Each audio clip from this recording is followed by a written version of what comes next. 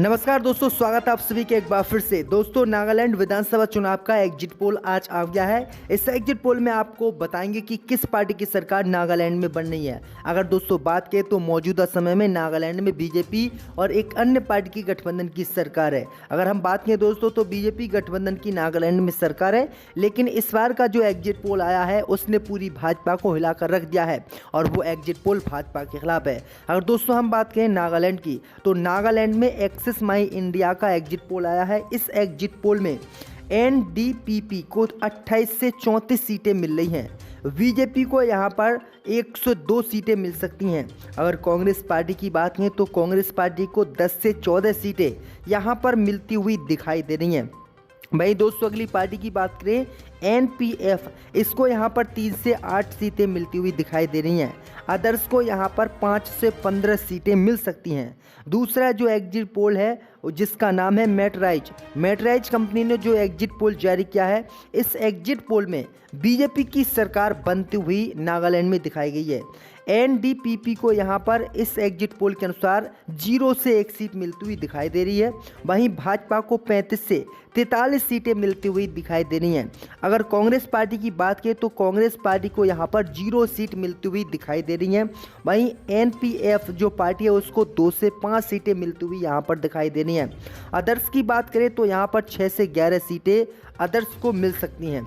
भाई आपको अगले जो एजेंसी है जिसका नाम ईटीजी है, इस कंपनी ने एक एग्जिट पोल नागालैंड का जारी किया है। इस एग्जिट पोल में कांग्रेस पार्टी की लगभग सरकार बनती हुई दिखाई दी है। अगर दोस्तों बात करें ईटीजी के एग्जिट पोल के अनुसार तो यहाँ पर एनडीपीपी को 27 से 33 सीटें मिलती हुई दिखाई दे रही हैं।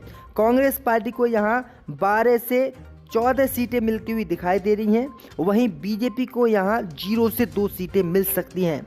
एनपीएफ को यहाँ पर 4 से 8 सीटें जो है इस एग्जिट पोल के अनुसार मिल रही हैं। अदर को यहाँ 10 से 17 सीटें मिल रही हैं।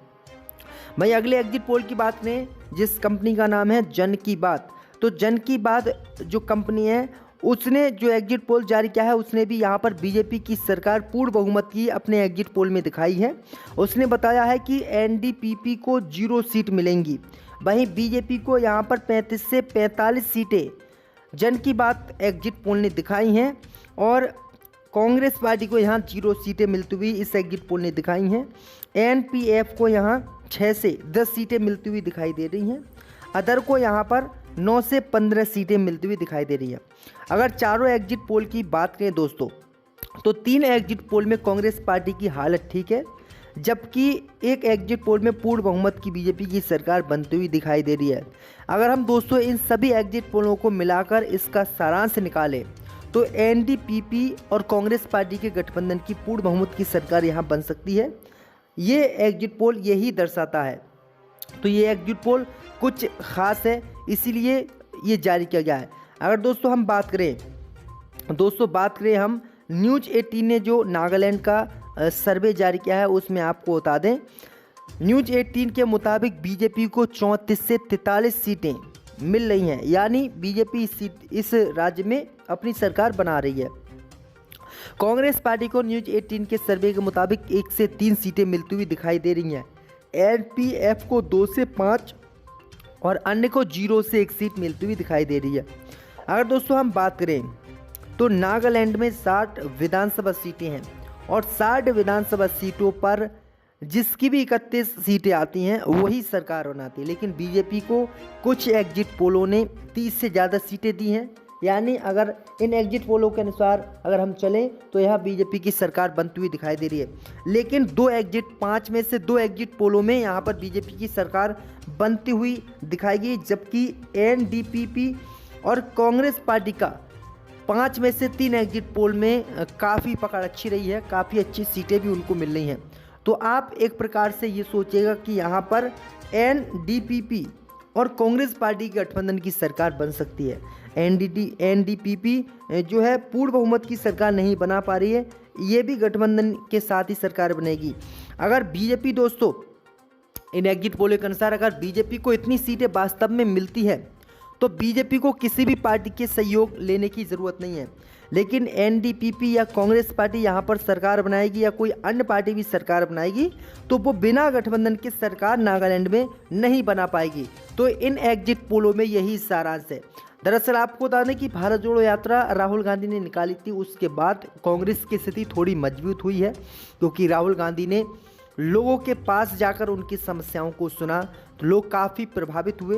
त्रिपुरा सहित कई राज्यों में राहुल गांधी चले थे, उन्होंने कई हजार किलोमीटर की यात्रा शुरू की थी जो काफ़ी लोकप्रिय रही थी और राहुल गांधी अच्छा प्रदर्शन भी कर रहे हैं। अब उम्मीद यही जताई जा रही कि अगर इन राज्यों में कांग्रेस पार्टी को बूस्ट मिलता है, कांग्रेस पार्टी अच्छा प्रदर्शन करती है तो ये प्रदर्शन लोकसभा चुनाव में साफ दिखाई देगा जो भाजपा के लिए चिंता बन सकता है।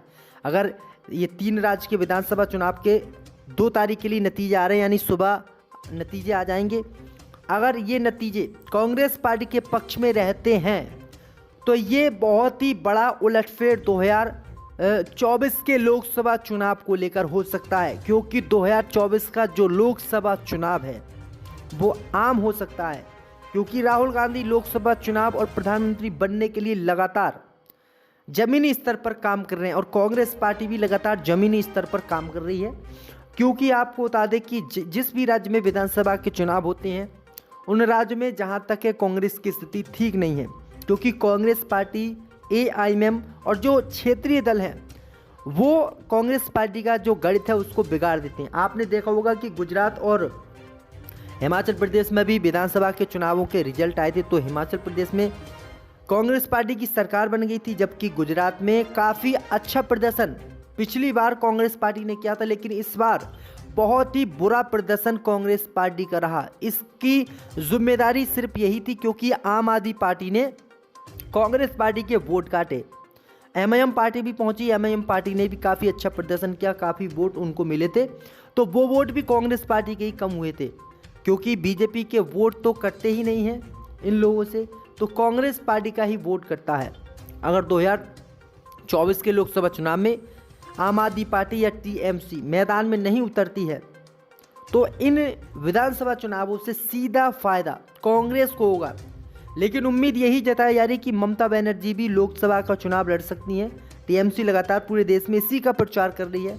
दूसरी तरफ केजरीवाल भी इसी मामले में लगे हुए हैं लेकिन मनीष सिसोदिया की गिरफ्तारी के बाद अब केजरीवाल की मुश्किलें बढ़ गई हैं। केजरीवाल अकेले रह गए हैं, मनीष सिसोदिया उनके राइट हैंड थे, अच्छा वो प्रदर्शन करते थे, मंत्री कई साल तक रहे हैं, दिल्ली की शिक्षा व्यवस्था भी उन्होंने अच्छी की थी लेकिन आज वो भ्रष्टाचार के मामलों में जेल की सलाखों के पीछे और पता नहीं कै महीने की जेल काटने के बाद वो बाहर आएंगे। तो इससे यही साफ होता है दोस्तों कि अगर लोकसभा चुनाव में अच्छा प्रदर्शन कांग्रेस को करना है तो जो विधानसभा के चुनाव राज्य दर राज्य हो रहे हैं उनमें उनको अच्छा प्रदर्शन करना होगा। इन 3 राज्यों की किस्मत कल आपके सामने आ जाएगी कि किसकी सरकार कौन से राज्य में बनेगी। लेकिन आपको बता दें मध्य प्रदेश, राजस्थान, इन 2 राज्य में इसके बाद विधानसभा के चुनाव होने और ये बहुत महत्वपूर्ण राज्य हैं और इन दोनों राज्यों में अगर कांग्रेस पार्टी ने अच्छा प्रदर्शन किया तो समझ लीजिएगा कि 2024 का जो लोकसभा चुनाव है वो भाजपा के लिए बहुत बड़ी चिंता बन सकता है क्योंकि महंगाई की लगातार मार है लोगों पर। कोरोना वायरस ने पूरी अर्थव्यवस्था को बर्बाद कर दिया और अर्थव्यवस्था अभी तक मोदी सरकार संभाल नहीं पाई है। तो यही है दोस्तों कि अगर कांग्रेस पार्टी को 2024 में लोकसभा चुनाव जीतना है तो राज्यों में उनको अच्छा प्रदर्शन करना पड़ेगा। वहीं राहुल गांधी भी लगातार अब महंगाई अडानी के मुद्दे को लेकर भाजपा पर आक्रामक हैं और वो भी लगातार रैलियां कर रहे हैं। इस समय तो राहुल गांधी देश में ही नहीं है, वो विदेश चले गए हैं, कई यूनिवर्सिटी में उनका संबोधन है। अब देखते हैं राहुल गांधी के नेतृत्व में कांग्रेस पार्टी क्या कुछ करेगी क्योंकि कांग्रेस पार्टी ने अपना अध्यक्ष बदला। पहली बार इतिहास में कांग्रेस पार्टी ने गैर गांधी अध्यक्ष को चुना, मल्लिकार्जुन खड़गे को अध्यक्ष जो है कांग्रेस पार्टी ने चुना। उसके बाद यही कयास लगाए जा रहे थे कि कांग्रेस पार्टी कुछ बड़ा बदलाव कर रही है। अब कांग्रेस पार्टी ने पुराने नेताओं को छोड़ दिया है और जो युवा नेता हैं उनको तरहीज राहुल गांधी दे रहे हैं। राजस्थान में भी अशोक गहलोत और सचिन पायलट को लेकर भी विवाद बढ़ता रहता है लेकिन उसको भी कंट्रोल राहुल गांधी करते। राहुल गांधी लगातार युवाओं को देश की जो व्यवस्था है, जो देश का शासन है, उसको सौंपने की कोशिश करें, क्योंकि राहुल गांधी भी खुद युवा हैं। अब देखते हैं दोस्तों कि नागालैंड में कौन सी पार्टी सरकार बनाएगी, क्योंकि आज वोटिंग होनी है। वोटिंग माफ़ कीजिएगा, कल वोट खुल जाएंगे और वोट खुलने के बाद ही ये तस्वीर साफ होगी। आपकी क्या राय इस एग्जिट पोल को लेकर, तो हमें कमेंट में ज़रूर बताएं और कमेंट करके हमें बताएं कि आप किस तरह से हमारी खबरों को देख रहे हैं।